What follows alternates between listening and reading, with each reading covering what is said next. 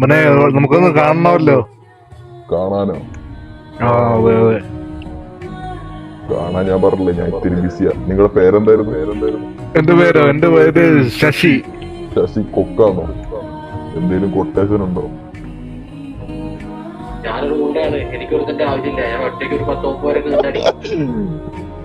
നമ്മുടെ ഗുണ്ടാ ടീമിൽ ചേർന്നോ? ഗുണം മാത്രമേ ഉള്ളൂ, ഒരു കൊട്ടേഷൻ കിട്ടിയിട്ടുണ്ട്. കൊട്ടേഷനോ?